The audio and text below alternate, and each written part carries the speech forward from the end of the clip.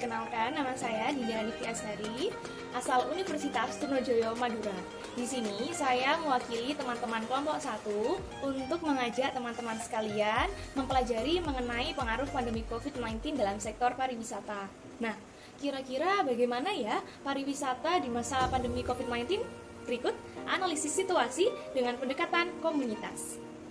Industri pariwisata merupakan suatu industri global yang memiliki peranan dalam bidang industri jasa. Nah, artinya industri ini memiliki pengaruh yang signifikan terhadap pembangunan perekonomian suatu negara, bahkan pihak swasta serta masyarakat yang memiliki kepentingan dalam industri pariwisata. Perjalanan industri pariwisata adalah sekelompok kegiatan ekonomi yang gabungan membuat industri terbesar di dunia.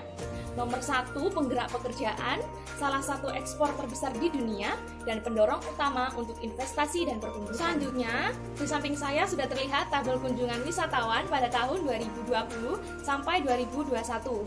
Kunjungan wisatawan mancanegara ke Indonesia melalui seluruh pintu masuk pada bulan Agustus 2021 berjumlah 123,3 kunjungan, atau mengalami penurunan sebesar 21,19% dibandingkan pada bulan Agustus 2020 yang berjumlah 161,5 kunjungan. Hal ini terlihat jelas bahwa dampak pandemi COVID-19 dalam sektor pariwisata sangat berpengaruh dalam pengunjung yang datang ke Indonesia.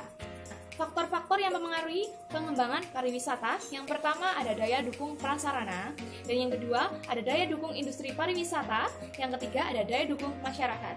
Selanjutnya ada kebijakan teknis dari pemerintah, dan kerjasama atau kebijakan dari pihak lain.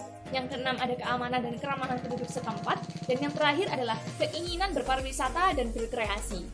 Nah, kalau tadi sudah ada faktor pendukung, selanjutnya akan saya bahas mengenai faktor penghambat. Yang pertama adalah lemahnya promosi dan event pariwisata, rendahnya SDM pariwisata, belum optimalnya pengembangan sarana dan prasarana, potensi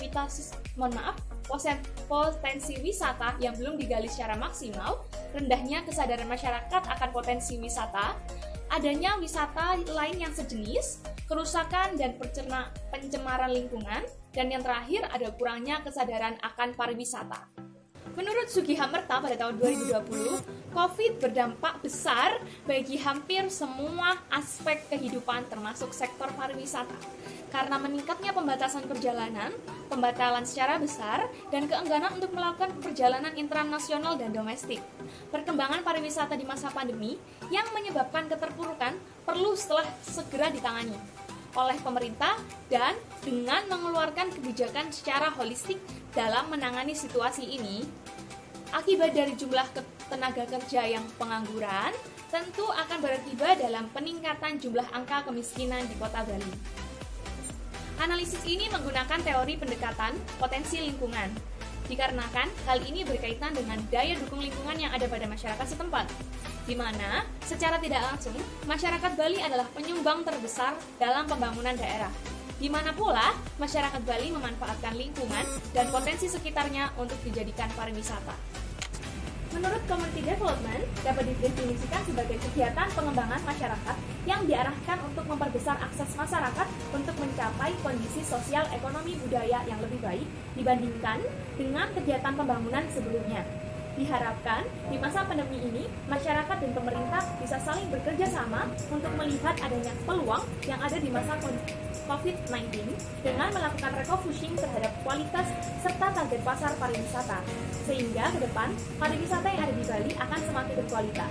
Bersama, saling bahu-membahu untuk kemajuan dan kebangkitan kembali pariwisata yang ada di Bali maupun di Indonesia.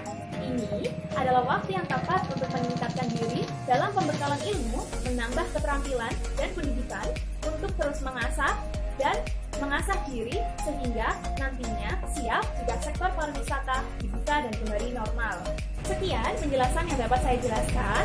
Mohon maaf apabila ada kesalahan kata maupun penjelasan yang masih sulit dipahami. Semoga bermanfaat untuk teman-teman sekalian. Sampai jumpa di video selanjutnya.